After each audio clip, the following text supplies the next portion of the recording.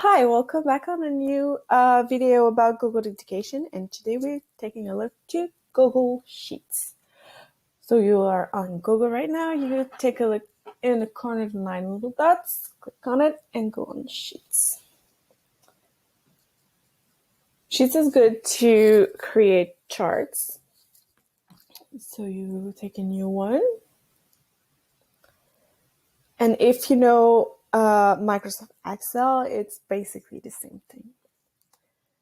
So you can name the dot there, and then you can just start typing anything you need here.